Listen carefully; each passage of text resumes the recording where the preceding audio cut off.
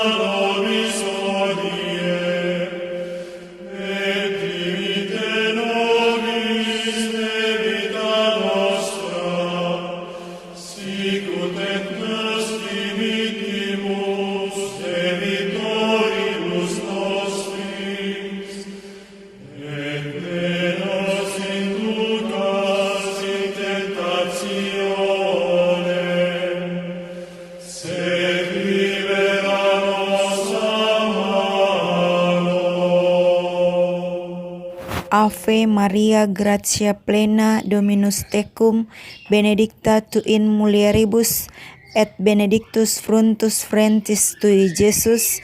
Santa Maria Mater Dei, ora pro nobis peccatoribus, nun et in hora mortis nostrae. Amen. Gloria Patri et Filio et Spiritus Sancto, sicut erat in principio et nun et semper et in saecula saeculorum. Amen. In nomine Patris et Filii et Spiritus Sancti. Amen. Nah adik-adik, setelah kita berdoa di pagi hari ini, materi kita hari ini adalah tentang Nabi Amos, pejuang keadilan. Nabi Amos, pejuang keadilan. Sebelum kita lanjut, mari kita menyanyi bersama-sama lagu Maju Tak Gentar. 1, 2, 3.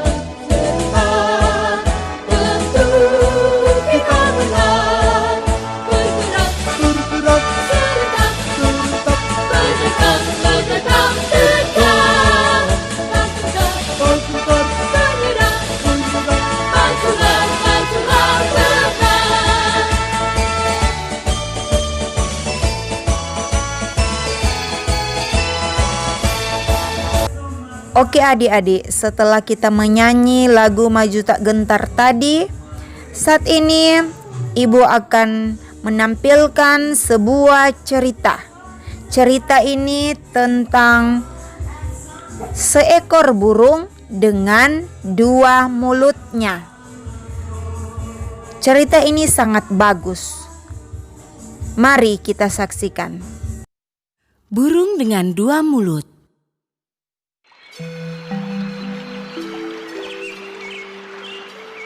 Ada sebuah danau dan seekor burung yang berdiri dekat danau itu. Burung ini memiliki 2 kepala, 2 mulut, dan 2 kaki. tapi hanya memiliki satu perut. Suatu hari, burung aneh nan indah ini sedang terbang di dekat danau. Dan saat melihat air danau yang indah, dia pun mulai menari kegirangan. Tidak sengaja dia melihat sebuah buah yang manis. Burung ini begitu senang dan mencoba buah ini dengan salah satu mulutnya. Wow, buah ini seperti madu.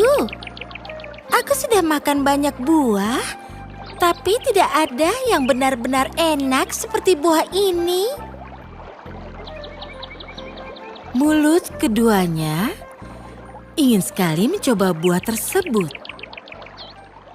Lalu dia berkata, "Biar aku mencoba sisa buahnya, agar aku tahu bagaimana rasa buah itu." Mulut pertama bertanya, "Apa maksudmu? Buah ini rasanya seperti madu." Mulut kedua berkata, "Tapi aku tidak tahu rasa madu. Biar aku mencicipinya." Mulut pertama pun menjawab, "Tidak ada bedanya siapa yang memakan buahnya. Kita kan hanya punya satu perut. Entah aku yang makan atau kau yang makan, buahnya masuk ke perut yang sama." Lalu, mulut pertama pun memakan habis sisa buah tersebut. Mulut kedua kesal dengan semua tipu daya mulut pertama. Dia merasa malu, bahkan hampir menangis. Mulut kedua memutuskan akan membalas perbuatan mulut pertama. Kejadian ini membuat mulut kedua sangat sedih. Dia tidak bicara lagi pada mulut pertama. Bahkan dia tidak mau lagi memandang mulut pertama. Dia hanya menunggu kesempatan untuk membalas saja.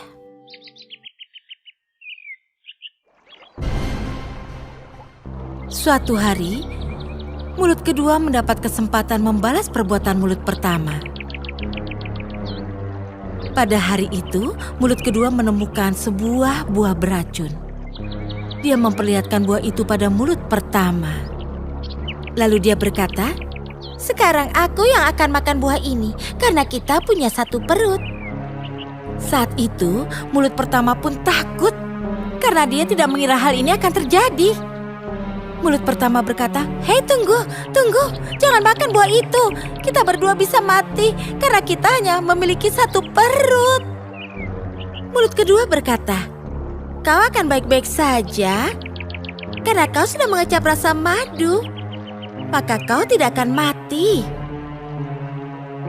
Mulut pertama berusaha membujuk mulut kedua, tapi mulut kedua tidak mau mendengarkan.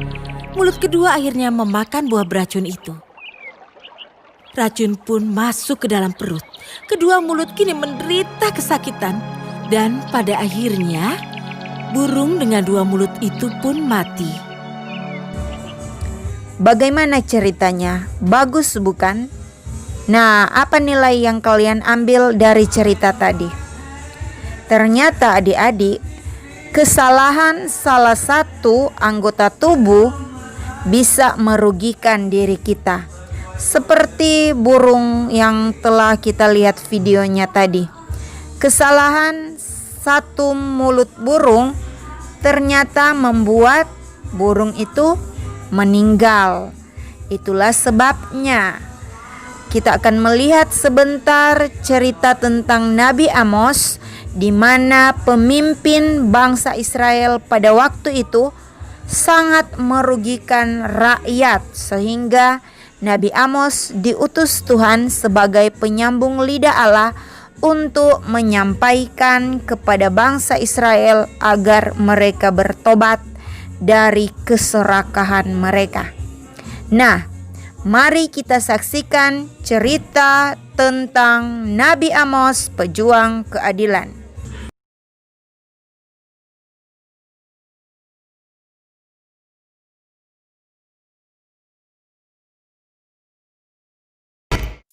Sosok Amos sebagai seorang nabi tidak begitu sering diangkat menjadi topik khotbah atau cerita sekolah minggu. karena ia tidak memiliki kisah epik seperti Musa membelah laut atau Yunus, nabi sebelum dia, yang berada di perut ikan selama 3 hari. Walau demikian, Tuhan memakai Amos untuk melakukan sesuatu yang sangat penting dan relevan hingga saat ini, yaitu menegur kebobrokan moral dan menyuarakan buruknya kesenjangan sosial antara si kaya dan si miskin.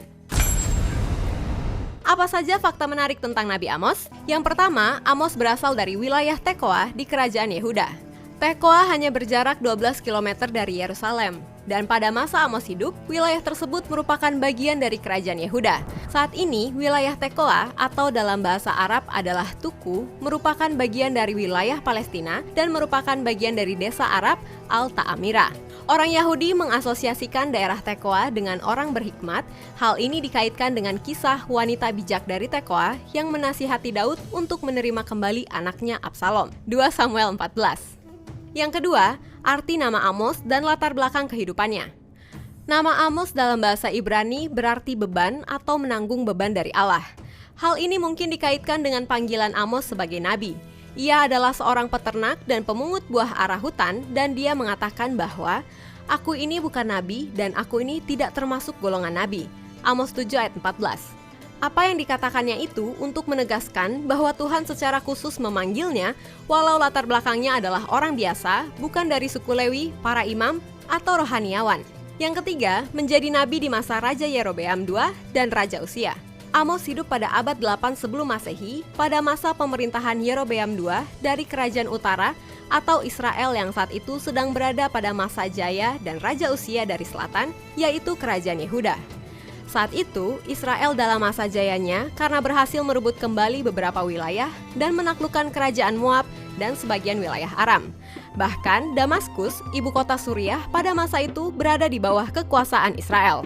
Yang keempat, menyampaikan teguran atas penyembahan berhala dan kesenjangan sosial. Dalam kemakmurannya, Israel hancur secara moralitas. Mereka bukan hanya menyembah berhala-berhala, namun juga mengabaikan perintah Tuhan untuk menolong orang-orang miskin dan tidak menjalankan keadilan dan kebenaran. Amos dipanggil Tuhan untuk menegur Israel karena hal tersebut. Amos juga menyampaikan teguran dan nubuatan kepada Yehuda dan kerajaan-kerajaan di sekitar Israel seperti Tirus, Edom, Amon, dan Moab. Yang kelima, menubuatkan kehancuran Israel dan digenapi saat Israel ditaklukkan oleh Asyur. Teguran yang disampaikan oleh Amos tidak dihiraukan oleh Israel. Hal ini membawa kepada penggenapan dari nubuatannya, yaitu kehancuran Israel. Walau ia tidak menyebutkan negara mana yang akan menaklukkan Israel, namun pemerintahan Yerobeam kemudian ditaklukkan oleh kerajaan Asyur sekitar tahun 740 sebelum Masehi. Yang keenam, menubuatkan pemulihan Israel dan pemerintahan Sang Mesias. Selain menubuatkan kehancuran, Amos juga membawa pesan penting di pasal 9, di mana ia memberitakan pesan pengharapan akan pemulihan Israel. Namun, nubuatan pemulihan Israel ini mengacu kepada kedatangan Sang Mesias, di mana dia memerintah tidak hanya Israel, namun juga sisa-sisa bangsa Edom dan segala bangsa yang tersebut milikku. Amos 9 ayat 11-12. Yang ketujuh, masa pelayanan yang pendek dan kematian Amos. Masa pelayanan Amos sangat pendek, hanya sekitar 5 tahun saja, mulai dari tahun 760 sampai 755 sebelum Masehi. Saat pergi ke Betel, ia melakukan konfrontasi dengan Imam Amazia dan membuatnya diusir kembali ke Yehuda. Para ahli memperkirakan karena pengusiran tersebut, Amos menyadari ia tidak bisa memenuhi tugasnya untuk menyampaikan suara Tuhan kepada Israel sehingga ia menuliskan nubuatan dan penglihatannya. Ia kemudian tinggal di Yerusalem dengan beberapa pengikut setianya. Menurut sebuah tulisan apokripal berjudul The Lives of the Prophets, menyatakan bahwa Nabi Amos dibunuh oleh anak Amaziah, Imam Betel. Walau demikian, banyak ahli meragukan kebenaran catatan tersebut. Itulah 7 fakta menarik kehidupan Amos, walau memiliki latar belakang sebagai orang biasa, namun berjalan dalam ketaatan untuk menyampaikan suara Tuhan untuk kondisi moralitas yang bobrok dan kesenjangan sosial yang memprihatinkan. Oke adik-adik, itu cerita tentang Nabi Amos. Banyak hal yang dapat kita ambil dari cerita Nabi Amos tadi. Oke adik-adik, sekarang Ibu akan menampilkan ringkasan materi kita hari ini. Silakan kamu mencatat ringkasan materinya, boleh di screenshot ataupun di pause. Ini ringkasan materinya.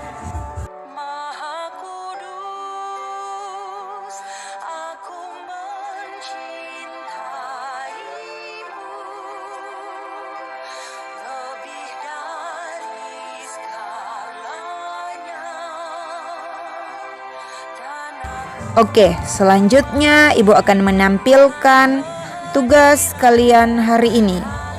Tuliskan soal-soal berikut, dijawab dan jawabannya dikirim ke jaringan pribadi Ibu Linda.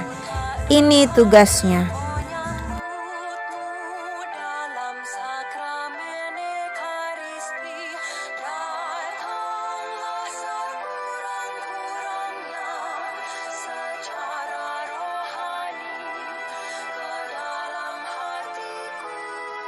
Oke adik-adik, demikianlah materi kita hari ini ya. Kita akan berjumpa lagi pada minggu yang akan datang. Kita tutup pelajaran kita hari ini dengan sama-sama kita buat tanda salib. Signum Crucis. In nomine Patris et Filii et Spiritus Sancti. Amen. Goodbye.